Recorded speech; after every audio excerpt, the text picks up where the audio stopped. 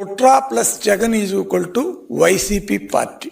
Jagan and co వాళ్ళకి ఒకటే అలవాటు, ప్రతి దాంట్లో ఒక కుట్రను క్రియేట్ చేయటం, దానిలో ఒక కుట్రలు చేయటమే వాళ్ళ యొక్క ఇది. ఇవన్నీ కూడా తాడేపల్లి పెద్ద జగన్మోహన్ రెడ్డి గారి నాయకత్వంలోనే ఇవన్నీ కూడా జరుగుతాయి.